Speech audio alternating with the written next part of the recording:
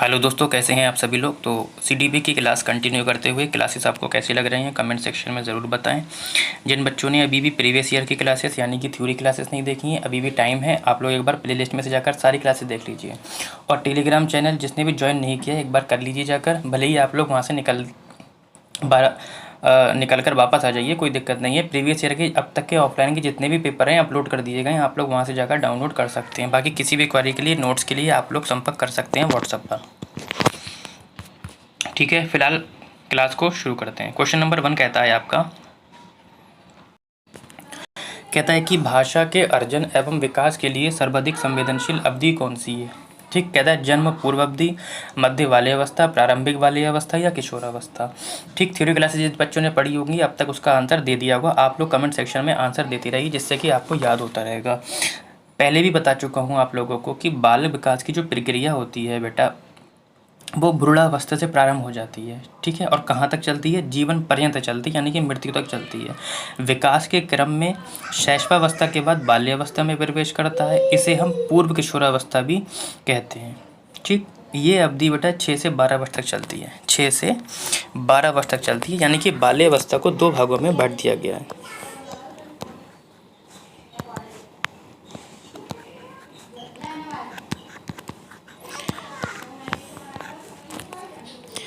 प्रारंभिक बाल्यावस्था और उत्तर बाल्यावस्था।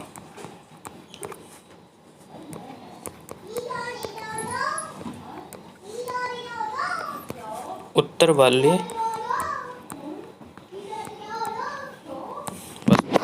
ठीक, जो मैंने अभी आपको बताया बाल्यावस्था में प्रवेश कर लेता है, यानी कि उत्तर बाल्यावस्था 6 से आपका 12 वर्ष तक चलता है, सॉरी 9 से 12 वर्ष तक, और ये चलता है 6 से 9 वर्ष तक।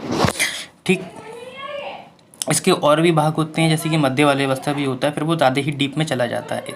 ठीक है, पूर्व वाली अवस्था 6 से 9 बता दी मैंने, उत्तर वाली अवस्था 9 से 12 बता दी आपको मैंने। ठीक है, इस अवधि में होता क्या है बेटा, पूर्व वाली अवस्था में यानी कि प्रारंभिक वाली अवस्था में होता क्या है, इसमें बच्चों में भाषा का विकास बहुत तेज़ी से होता है। आपने देखा होगा 6 से 9 वर्ष के बालक जो कि फर्स्ट क्लास में होते हैं, स्कूल जाना शुरू हो जाता है, स्कूल में आने के बाद कितने सवाल पूछते हैं, बहुत जल्दी भाषा को सीखते हैं। देखा होगा आपने, साथ ही इसके बच्चे होंगे छोटे, उनको अच्छे से समझ में आ गया हो, साथ ही रुचियों का विस्तार उनका बढ़ जाता है, चिंतन का प्रकार बढ़ जाता है, चिंतन का विकास एवं सृजनात्मकता विकास भी इसी काल में क्या हो जाता है, परिपूर्ण होने लगता है। हल्के हल्के सोचने लगते हैं और बहुत ही दिमाग खाने लगते हैं। पापा ये क्या होगा, इससे क्या होता है, घर में कुछ चीज़ रखी होती है, बताते हैं कि बेटा ये क्या होगा, पापा से पूछता है बेटा पापा से पूछता है कि पापा इससे क्या होता है, ये क्या होता है, इसका क्या काम होता है। इस तरीके से बहुत ज़्यादा ही दिमाग हमारा खाते रहते हैं छोटे बच्चे। ऑप्शन नंबर हम जाएंगे तो ऑप्शन नंबर हमारा मध्य वाली अवस्था की ओर जाएंगे। ठीक है, ऑप्शन नंबर 3 हो जाएगा आपका इस तरीके से। ठीक है, क्वेश्चन नंबर 2 की ओर अगर हम बढ़ते हैं तो क्वेश्चन नंबर 2 कहता है कि निम्नलिखित में से कौन सी लॉरेंस कोलबर्ग के द्वारा प्रस्तावित नैतिक विकास की एक अवस्था है। बहुत ही अच्छा क्वेश्चन है आपका। क्वेश्चन नंबर 2 कहता है प्रसुप्ति अवस्था, मूर्त संक्रियात्मक अवस्था, सामाजिक अनुबंध अभिविन्यास या उद्योग बनाम अधीनता अवस्था। क्वेश्चन नंबर 2 का आप लोगों को आंसर देना है। लॉरेंस कोलबर्ग के प्रस्तावित नैतिक विकास की एक अवस्था है, आप लोगों को बताना है। देखिए लॉरेंस कोलबर्ग के जो नैतिक विकास का सिद्धांत है आपका, नैतिक विकास का सिद्धांत, इसे हम अवस्था सिद्धांत भी बोलते हैं। ठीक है, काफ़ी डीप बता रहा हूँ, सीटेट में आ भी सकता है, फिलहाल आपकी नॉलेज के लिए बता रहा हूँ, सुपर टेट या स्टेट टेट के लिए इसे अवस्था सिद्धांत या स्टेज थ्योरी कहते हैं। इस सिद्धांत के अनुसार क्या होता है कि प्रत्येक बच्चे को इन सभी क्रमों से क्या है, क्रम से गुजरना ही पड़ता है।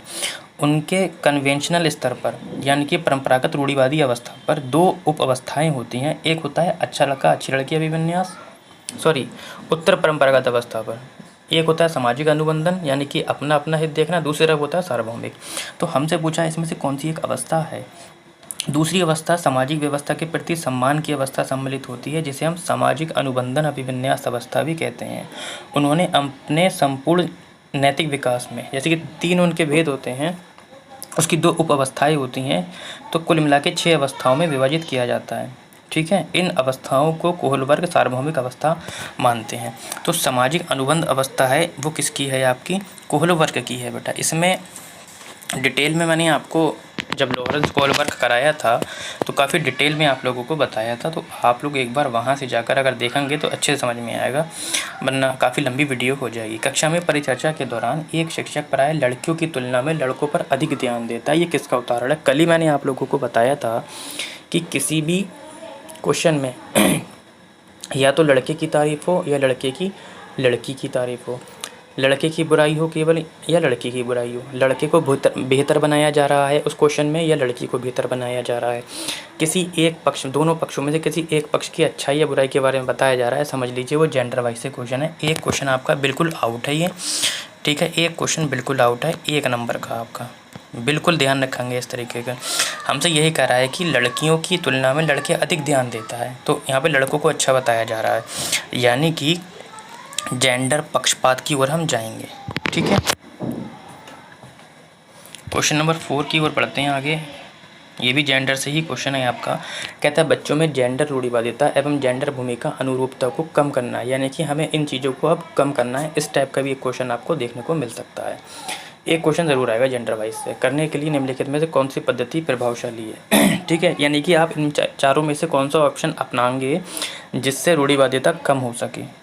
ठीक है, तो जेंडर पक्षपात के बारे में परिचर्चा करेंगे। देखिए, परिचर्चा करेंगे अगर आप जेंडर पक्षपात के बारे में तो ये तो अच्छी बात है, जेंडर रूढ़िवादिता कम होएगी। फिर भी नीचे बढ़ते हैं, जेंडर विशिष्ट भूमिकाओं को महत्व देंगे। यदि आप महत्व देंगे तो जेंडर वाइज को बढ़ावा मिलेगा, ये तो हमारा ऑप्शन नहीं होगा। ठीक, जेंडर पृथक खेल समूह बनाएंगे। यदि आप पृथक खेल समूह बनाएंगे, लड़कों को एक तरफ रख देंगे, लड़कियों को एक तरफ रख देंगे, लड़कियों का गेम खो खो बना देंगे, चिड़िया बल्ला बना देंगे, लड़का क्रिकेट खेल सकता है, तो ये भी तो आपका ऑप्शन नहीं होगा। हमसे पूरा है कौन सी पद्धति होना चाहिए जो इससे दूर कर दे। जेंडर पृथक बैठने की व्यवस्था करना, ये भी वही है कि जेंडर पृथक बैठने में भी पृथक करना, कि लड़के ऊपर बैठेंगे, लड़कियाँ नीचे बैठेंगी, क्योंकि लड़कियाँ डरती हैं। इस तरीके से ऑप्शन नहीं चलेगा। तो ऑप्शन हमारा क्या हो जाएगा, जेंडर पक्षपात के बारे में चर्चा परिचर्चा करेंगे। यदि आप चर्चा करेंगे यानी कि बच्चों के मध्य जेंडर को लेकर व्याप्त रूढ़ियों एवं लिंग के किसी विशेष काम के लिए अनिवार्यता को समाप्त करने के लिए जेंडर पक्षपात के बारे में हमें क्या करना चाहिए, चर्चा परिचर्चा करेंगे, जिससे कि ये सबसे महत्वपूर्ण कदम होगा। इसके अतिरिक्त NCERT जो है हमारा द्वारा तैयार दस्तावेज, जिसे हम NCF यानी कि नेशनल करिकुलम फ्रेमवर्क 2005 कहा जाता है, में भी लैंगिक पक्षपात यानी कि जेंडर वाइज को न केवल कम करने बल्कि समाप्त कर बार बार बल दिया जाता है। इसके अलावा लैंगिक समानता हेतु ऐसे पाठ्यक्रम और शैक्षिक गतिविधियों का आयोजन किया जाता है बेटा, ताकि बच्चों के मध्य जेंडर संवेदीकरण की समझ विकसित हो सके और ये सब क्या है, कम हो सके। इसलिए हम ऑप्शन नंबर 1 की ओर जाएंगे। ठीक है, क्वेश्चन नंबर 5 कहता है कि निम्नलिखित में से किस मनोवैज्ञानिक ने बच्चों को ज्ञान के सक्रिय जिज्ञासु के रूप में देखते हुए उनके चिंतन पर सामाजिक एवं सांस्कृतिक, आपको टैगवर्ड मिल गया होगा, सामाजिक अंतःक्रिया का सिद्धांत किसने दिया था, सामाजिक अंतःक्रिया पासवर्ड मैंने आपको बताया था, सामाजिक एवं सांस्कृतिक विषयों के प्रभाव को महत्व दिया है। तो सिंपल सी बात है, आपके लेव वाइगोत्स्की ही हैं। इन्होंने 3 शब्द दिए हैं, एक MKO दिया है, एक ZPD दिया है और एक इसके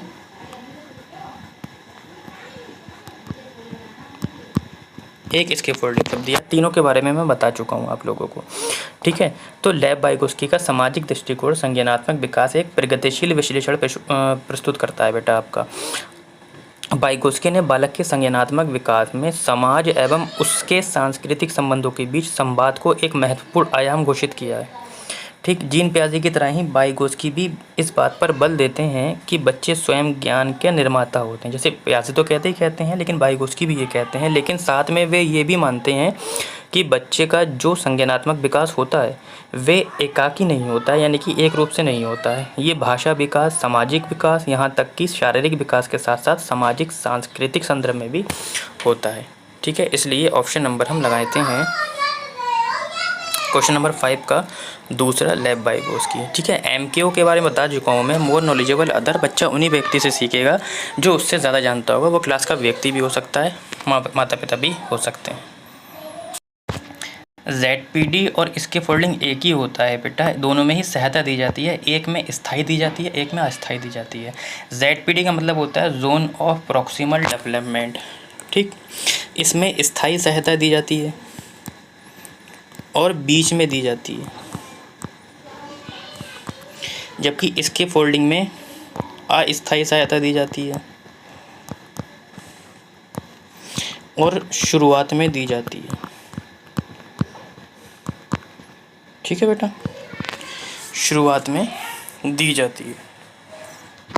इतना ही बताऊंगा इसमें, क्योंकि काफ़ी लंबा हो जाएगा फिर, क्योंकि इसका वीडियो में दे चुका हूँ आप लोगों को। बहुत ही अच्छा क्वेश्चन है, प्रीवियस ईयर का क्वेश्चन है, जिक्सा पहेली का, ठीक है। जिक्सा पहेली को करते समय या हल करते समय, यहाँ पे थोड़ा सा मिसप्रिंट है, जिक्सा पहेली को हल करते समय 5 वर्ष की नजमा स्वयं से कहती है, यानी कि खुद से बातें कर रही है, नीला टुकड़ा कहाँ है, नहीं ये वाला नहीं, गाढ़े रंग वाला, जिससे यह जूता पूरा बन जाएगा।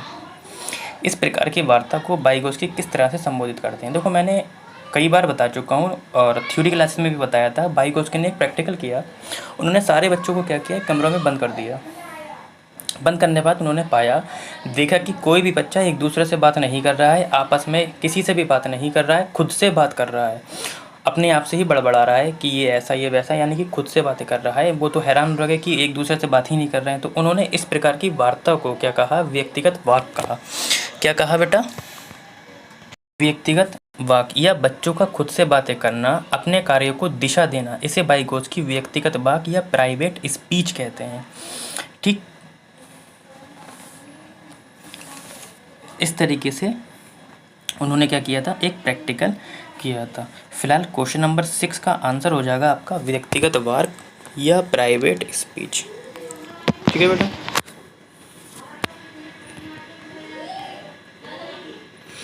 क्वेश्चन नंबर 7 की ओर बढ़ते हैं। कहता है बच्चों को संकेत देना तथा आवश्यकता पड़ने पर सहयोग प्रदान करना निम्नलिखित में से किसका उदाहरण है? बहुत ही अच्छा क्वेश्चन है कि बच्चों को संकेत दे रहे हैं आप, आवश्यकता पड़ने पर सहयोग भी दे रहे हैं, ठीक, यानी कि सहायता कर रहे हैं। और यदि आप ऑप्शन पढ़ेंगे, प्रबलन, मॉडलिंग, अनुबंधन, पाड़, और पाड़ या ढांचा किसका शब्द है? मैंने बताया था कि अगर आप लोग इसको एक बार इंग्लिश में देखेंगे,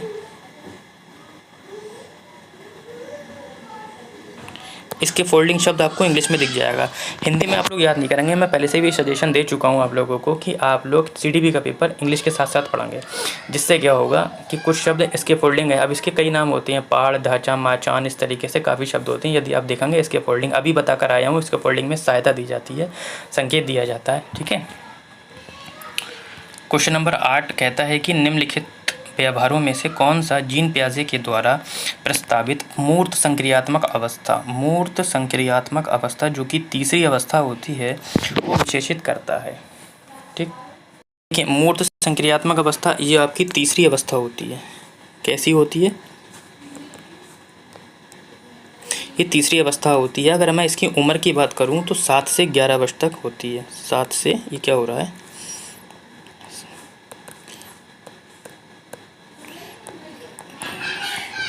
7 से 11 वर्ष तक होती है। इसमें क्या क्या चीज़ें डेवलप हो जाती हैं देख लेते हैं एक बार।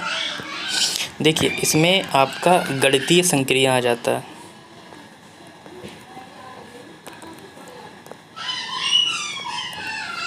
क्या हो रहा है ये समझ ना आ रहा है।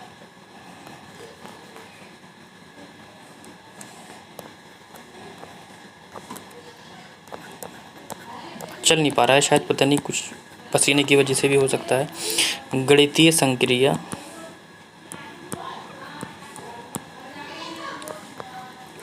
दूसरा होता है आपका विलोमीयता,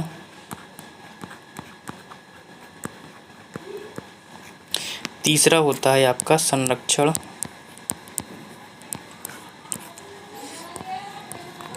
चौथा होता है विकेंद्रीकरण,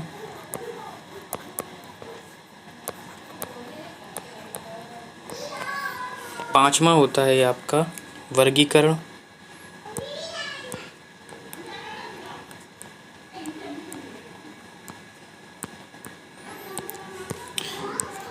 छठा होता है क्रम परिपक्व हो जाता है इसमें,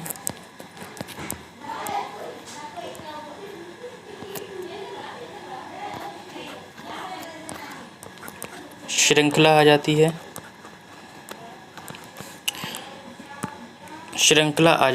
और आपका तर्क एवं पूर्व चिंतन की शुरुआत हो जाती है और कार्य कारण पाया जाता है इसमें। ये सब इसके अंदर पाया जाता है। एक इसमें रह गया, मैं बोल देता हूँ, यानी कि तर्क पूर्व चिंतन, यानी कि तार्किकता की शुरुआत हो जाती है। अब आप देख सकते हैं परिकल्पनात्मक निगमत तक, ये ऑप्शन नहीं होगा क्योंकि ये अमूर्त संक्रियात्मक अवस्था में आता है। संरक्षण